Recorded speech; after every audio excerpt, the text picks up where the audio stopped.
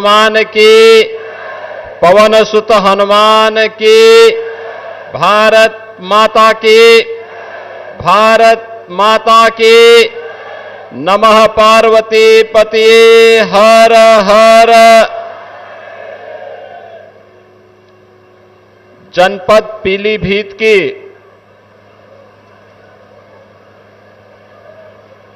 दो विधानसभाओं बीसलपुर और बरखेड़ा के परियोजनाओं के लोकार्पण और शिलान्यास के साथ ही 2500 परिवारों को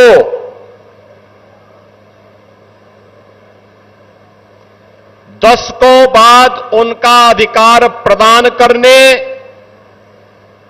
और नागरिकता प्रमाण पत्र वितरण के लिए आयोजित आज के इस कार्यक्रम में केंद्रीय मंत्री और पीलीभीत के लोकप्रिय सांसद श्री जितेंद्र प्रसाद जी, उत्तर प्रदेश सरकार में मंत्रिमंडल के मेरे सहयोगी प्रभारी मंत्री पीलीभीत सरदार बलदेव सिंह ओलख जी, उत्तर प्रदेश सरकार में ही मेरे सहयोगी गन्ना और चीनी मिलों के राज्य मंत्री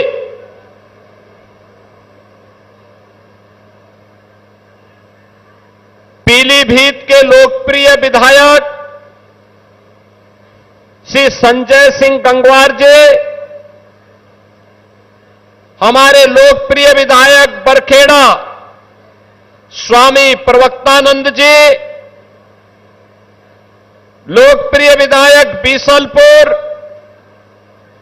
श्री विवेक वर्मा जी, मान्य विधायक पूरणपुर श्री बाबूराम पासवान जी, जिला पंचायत अध्यक्ष श्रीमती दलजीत कौर जी, विधान परिषद सदस्य श्री सुधीर गुप्ता जी, भारतीय जनता पार्टी के जिलाध्यक्ष श्री गोकुल प्रसाद मौर्य जी, सुरेश गंगवार जी, गुलशन आनंद जी, संजीव प्रताप सिंह जी, पूर्व मंत्री विनोद तिवारी जी, पूर्व विधायक किशनलाल राजपूत जी, महिला आयोग की सदस्य श्रीमती पुष्पा पांडे जी, जिला सहकारी बैंक के अध्यक्ष श्री सतपाल गंगवार जी, नगर पालिका परिषद पीलीभीत के अध्यक्ष श्रीमती आस्था अग्रवाल जी, पूरनपुर नगर पालिका परिषद के अध्यक्ष श्री शैलेंद्र गुप्ता जी, हमारे सभी नगर पंचायतों के अध्यक्षगण, ब्लॉक प्रमुखगण और भारी संख्या में उपस्थित जनपद पीलीभीत, बीसलपुर और बरखेड़ा के मेरे सभी बहन और भाइयों, मैं सबसे पहले अपनी प्राकृतिक सौंदर्य, जैव विविधता, विश्व प्रसिद्ध टाइगर रिजर्व के लिए जाने वाला पीलीभीत और कृष्ण कन्हैया की मुरली को भी अपने हुनर से एक नई पहचान दिलाने वाली इस पावन धरा को कोटि कोटि नमन करते हुए आप सभी का मैं हृदय से अभिनंदन करता हूं। मैं आज बधाई देता हूं माननीय जितेंद्र प्रसाद जी और हमारे दोनों विधायकों और यहां जनपद के सभी जनप्रतिनिधियों के परिश्रम और पुरुषार्थ के कारण आज लगभग 600 करोड़ रुपए की परियोजनाओं का सौगात, यहां का उपहार इन दोनों विधानसभा और जनपद को प्राप्त हो रहा है। और उससे भी बढ़कर विकास के साथ साथ अपनी विरासत को संरक्षित करने की इच्छा से आए हुए आज से लगभग 56 वर्ष पहले बांग्लादेश से निकाले हुए प्रताड़ित हिंदू, बौद्ध, जैन और सिख को प्रधानमंत्री मोदी जी के विजन के अनुरूप जनपद पीलीभीत में उनको पुनर्वासित करने और नागरिकता प्रदान करने के लिए मैं जिन लोगों को यह सुविधा प्राप्त हो रही है उन सभी को भी मैं हृदय से बधाई देता हूं, अपनी शुभकामनाएं देता हूं। बहनों और भाइयों, इन लोगों के लिए पुनर्जीवन है। अब ये सर्टिफिकेट प्राप्त होने के बाद कोई ताकत इनको निकाल नहीं सकती है, इनको अब पराया नहीं कह सकती है।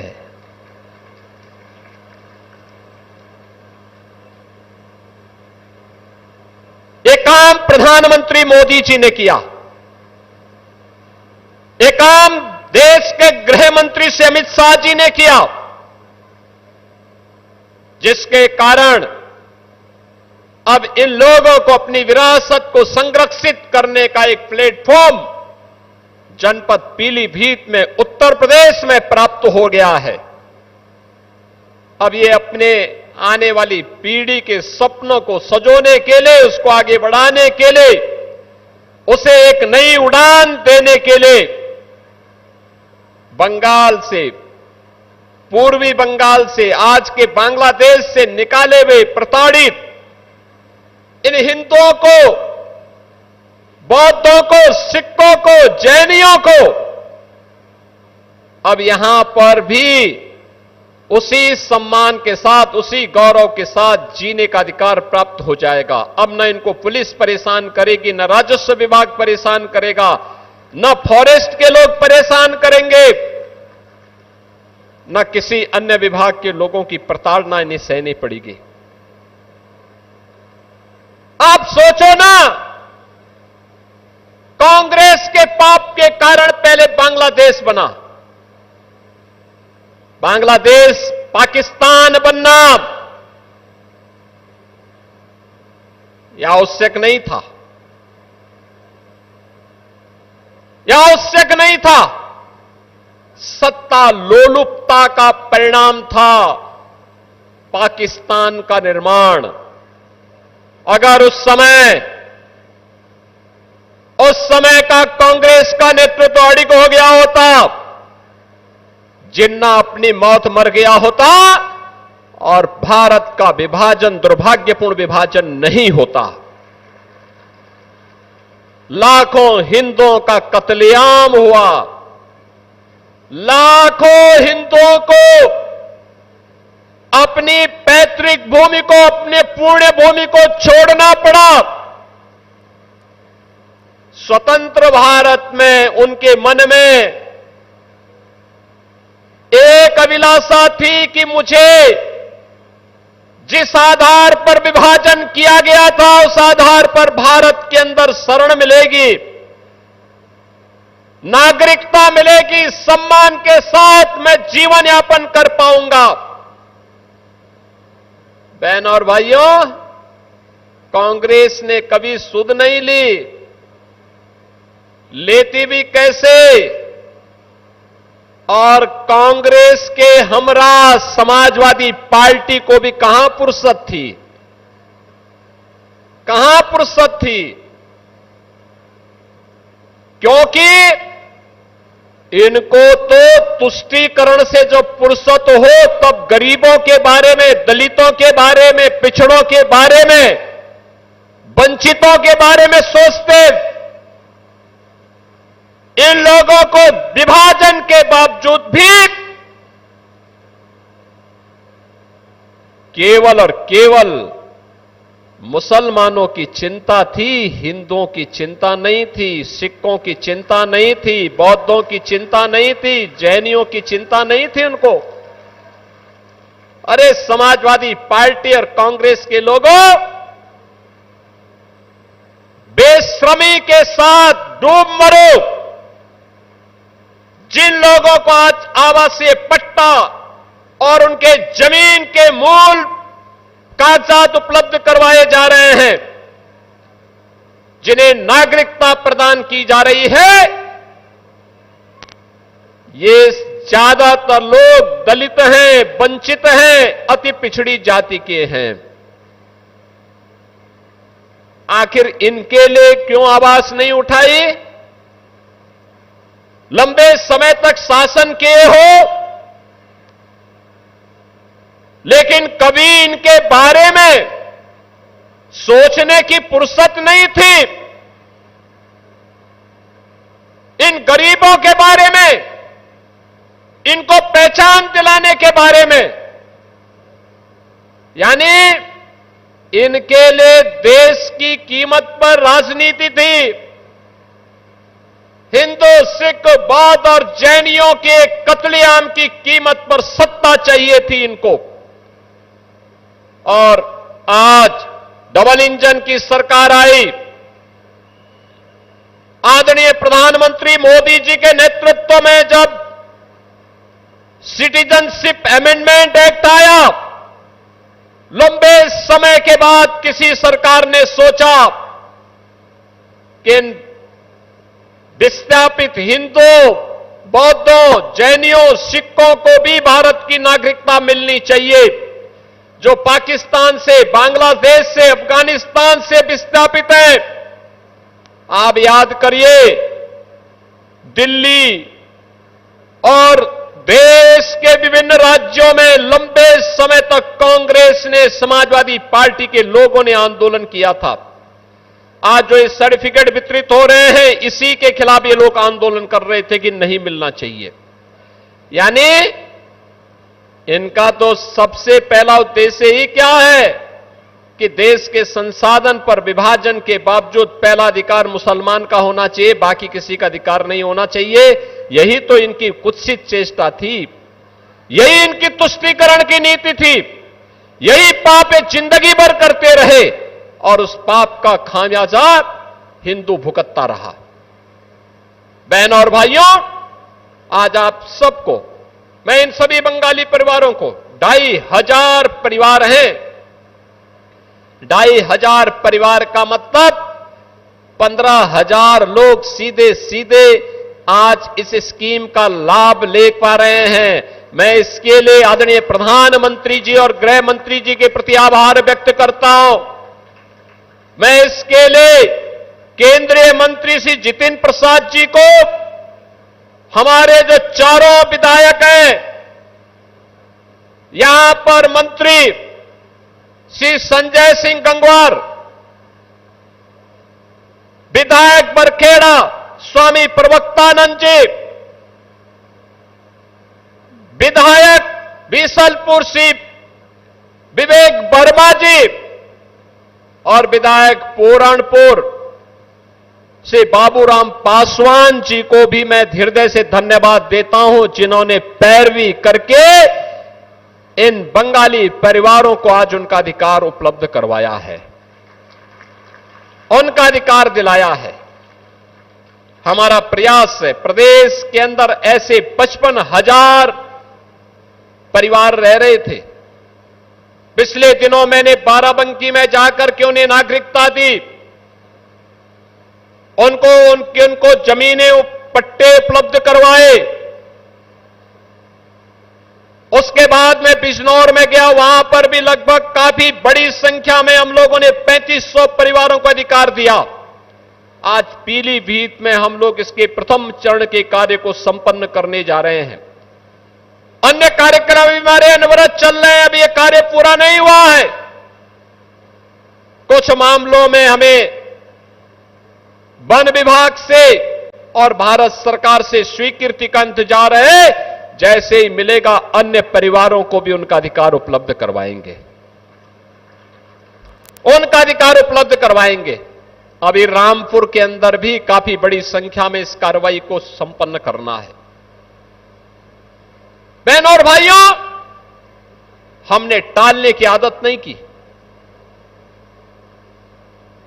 हमने इन गरीबों की पीड़ा के साथ अपनी संवेदना को जोड़ा। ये संवेदना समाजवादी पार्टी भी जोड़ सकती थी। 4-4 बार प्रदेश में शासन करने का अवसर मिला था, लेकिन ये तब सुनते जब बबुआ को समय पे जगने की आदत हो। 12 बजे सो करके उठेंगे, 2 बजे तक तैयार होंगे, फिर 5 बजे जिम चले जाएंगे, तो गरीब की पीड़ा को सुनने की आदत कहां? उनके लिए विकास तो केवल सिपाही का विकास है। पीलीभीत उनके एजेंडे में नहीं था। पीलीभीत उनके एजेंडे में नहीं था।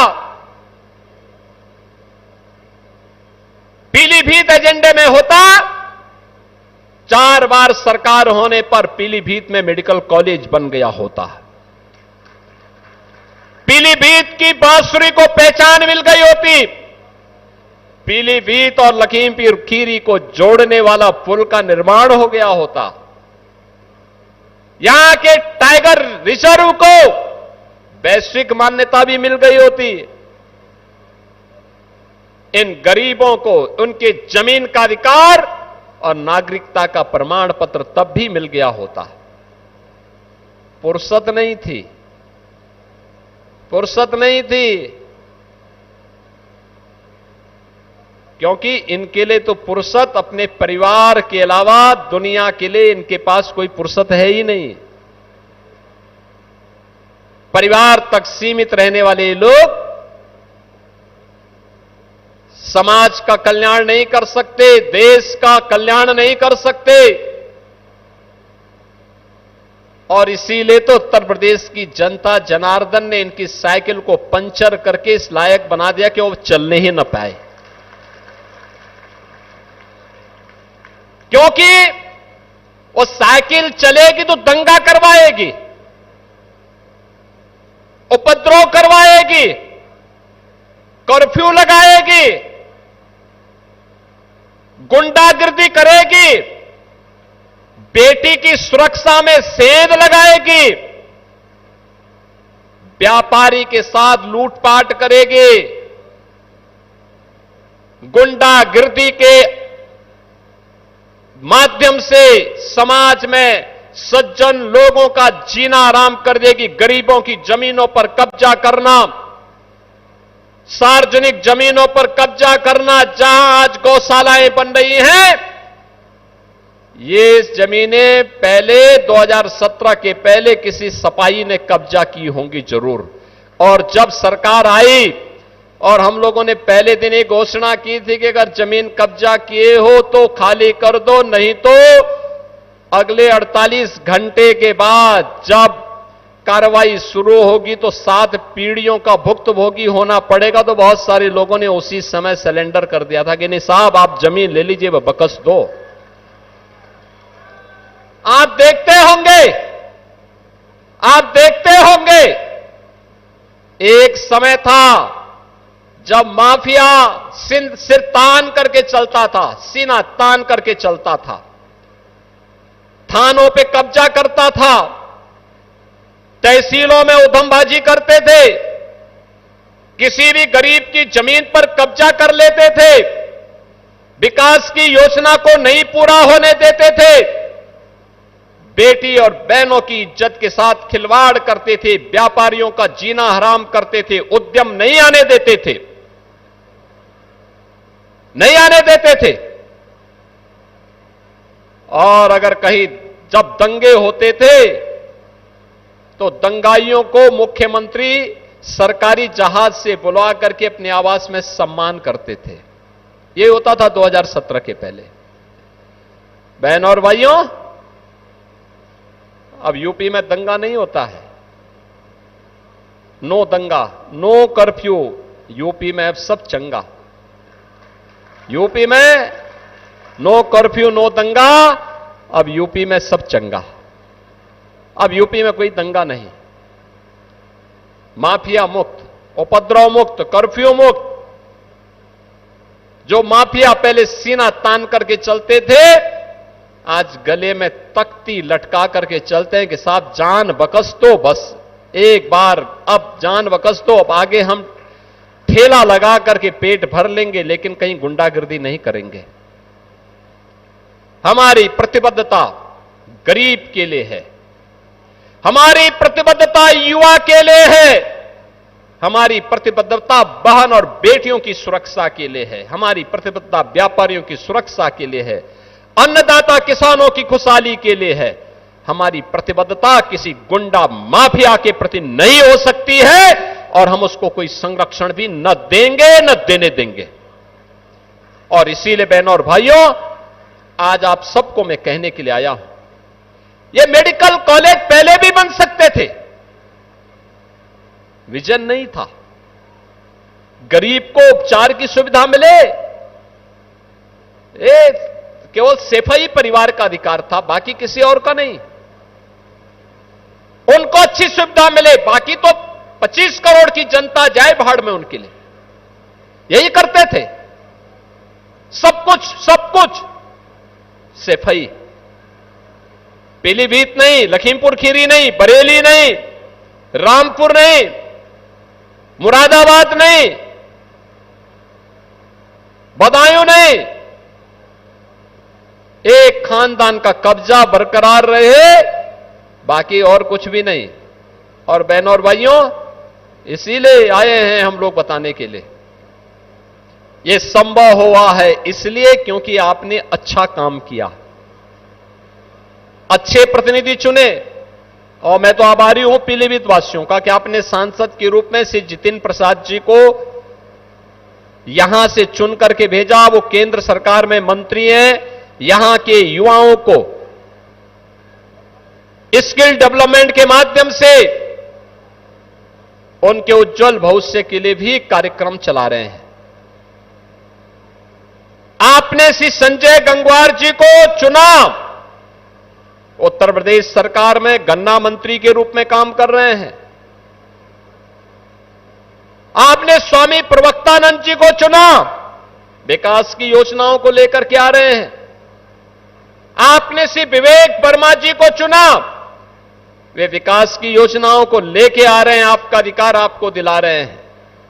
बाबूराम पासवान जी को चुनाव जिता करके भेजा, विधायक बना करके भेजा, वे विकास के लिए निरंतर प्रयासरत है। ये सभी लोग जब जीत करके जाते हैं, तब मेडिकल कॉलेज आता है, तब पुल आता है, तब सिंगल लेन की सड़क 2 लेन और 4 लेन में बदलती है, और तब जैव विविधता के लिए पीलीभीत जनपद दुनिया के अंदर विख्यात होता है, टूरिज्म बढ़ता है। और बहनों और भाइयों, आज मुझे देख करके अच्छा लगा। मुझे यहां पे जब गरीबों के कल्याण के लिए उन्हें शासन की कल्याणकारी योजनाओं का लाभ जब मैं प्रदान कर रहा था, कितनी खुशी थी उनके चेहरे पर। कोई युवा सीएम उद्यमी स्कीम से लाभान्वित हो रहा है, कोई पीएम विश्वकर्मा स्कीम से लाभान्वित हो रहा है, कोई पीएम आवास योजना में, कोई सीएम आवास योजना में, और कहीं पर एनआरएलएम के तहत लखपति दीदी को यहां पे डमी चेक उपलब्ध करवाया जा रहा था, और कहीं पे नागरिकता प्रमाण पत्र और कहीं पे जमीन का प्रमाण पत्र उपलब्ध करवाने का कार्य इस मंच से हो रहा था। कितना अच्छा लग रहा था। पाने वाले लोग भी, आप सोचो उन बुजुर्गों की उम्र आज से 56 साल पहले जब ये लोग विस्थापित होकर के आए होंगे, 55-56 वर्ष पहले जब आए होंगे, तब उनकी उम्र 15 से 25 के बीच रही होगी। आज उम्र ढल चुकी है, आंखें तरस गई, प्रताड़ित होना पड़ा होगा, कहीं फॉरेस्ट से, कहीं राजस्व कर्मियों से, कहीं पे पुलिस से, कहीं पे किसी अन्य कर्मी से। क्या पीड़ा झेली होगी, कितनी प्रताड़ना झेली होगी, हर स्तर पर अपमानित होना पड़ा होगा। गलती क्या थी? गलती कांग्रेस की थी, जिन्होंने 1947 में भारत का विभाजन स्वीकार किया था। भारत का विभाजन नहीं होता, इन गरीबों को, इन बंगाली परिवारों को विस्थापित नहीं होना पड़ा होता, नहीं होना पड़ा होता, और आने वाले समय में किसी हिंदू को विस्थापित न होना पड़े, इसके लिए तो उत्तर प्रदेश में अब हम लोग डिफेंस मैन्युफैक्चरिंग कॉरिडोर में प्रधानमंत्री जी के दूरदर्शी विजन को ध्यान में रख करके अब ब्रह्मोस मिसाइल भी बना रहे हैं। इस समाजवादी पार्टी के लोग तो कट्टा बनाते थे, कट्टा और बम बनाते थे व्यापारियों को लूटने के लिए, गरीबों को लूटने के लिए, और हम बना रहे हैं ब्रह्मोस मिसाइल। ब्रह्मोस मिसाइल जब दगती है और पाकिस्तान पर छोड़ी जाती है तो पाकिस्तान भी चिल्ला उड़ता है, बाप बाप चिल्ला उड़ पड़ता है। यह है पाकिस्तान की नियत। और बहनों और भाइयों, उसी लड़ाई को लड़ने के लिए आज डिफेंस मैन्युफैक्चरिंग कॉरिडोर का एक हब बन रहा है यूपी। अब यूपी के अंदर विकास हो रहा है। एक इकोनॉमिक कॉरिडोर इसी पीलीभीत से होते हुए जा रही है शामली के लिए, गोरखपुर से पीलीभीत होते हुए, मुरादाबाद होते हुए, और ये जाएगी सीधे शामली, और शामली से फिर आगे पानीपत, गोरखपुर से सिलीगुड़ी तक जाएगी। यानी पीलीभीत का व्यक्ति अगर चाहे तो गोरखपुर की तरफ जाना है, चाहे वह शामली या मुरादाबाद की तरफ जाना है, वह इकोनॉमिक कॉरिडोर आपको आसान रास्ता कर देगा, आसान रास्ता। जितने अच्छे मार्ग बनेंगे, जितनी कनेक्टिविटी में गति होगी, उतनी ही तेज प्रगति होगी।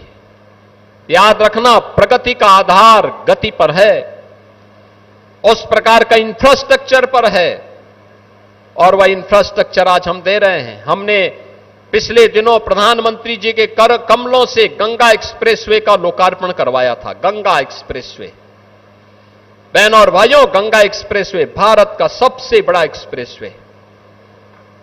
आज जो भी गंगा एक्सप्रेसवे से जाता है, पहले गाजियाबाद से या मेरठ से लखनऊ की दूरी तय करने में समय लगता था 8 घंटे, 6-6.5 घंटे। अब मात्र 4 घंटे में मेरठ से लखनऊ लोग आ जा रहे हैं। मात्र 5 घंटे में मेरठ से प्रयागराज पहुंच जा रहे हैं।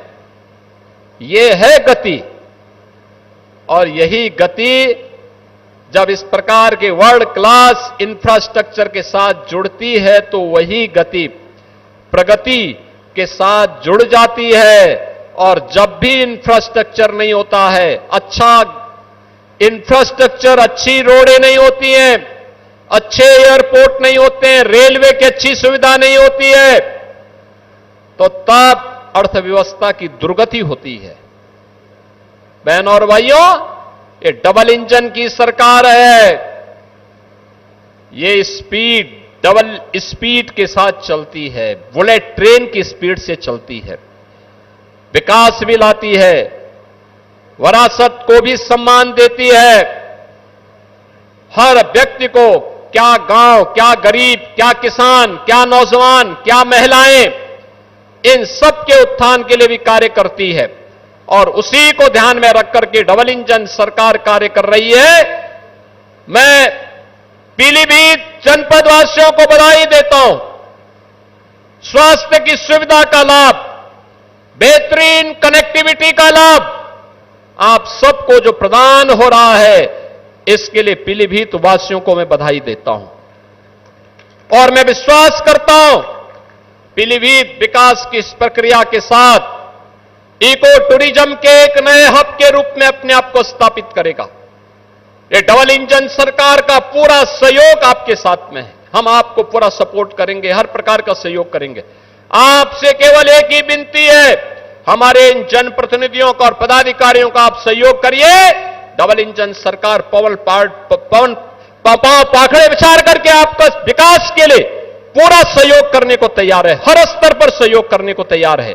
जो भी आप कहेंगे, ये जनप्रतिनिधि जो भी प्रस्ताव रखेंगे, हम उसके लिए पूरी मजबूती के साथ, पूरी प्रतिबद्धता के साथ उसे आगे बढ़ाने का कार्य करेंगे। और आज सबसे ज्यादा खुशी विकास के साथ साथ इन बंगाली परिवारों को मिला उनका अधिकार है। 5 दशक, 5.5 दशक के बाद उनको यह अधिकार प्राप्त हो रहा है। मैं इनको बधाई देता हूं।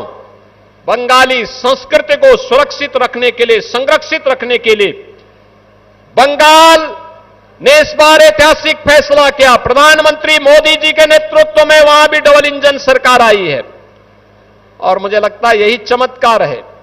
बंगाल में डबल इंजन का कमल खिला और पीलीभीत में 5 दशक से इंतजार कर रहे बंगाली परिवारों को भी उनका जमीन का अधिकार और उनकी नागरिकता प्रमाण पत्र प्रारंभ हो गया है। इस सब के लिए आपको बधाई, मंगलमय शुभकामनाएं और विश्वास करता हूं कि आप इस संस्कृति को अक्षुण्ण बनाए रखने के लिए कार्य करेंगे। आप सभी के प्रति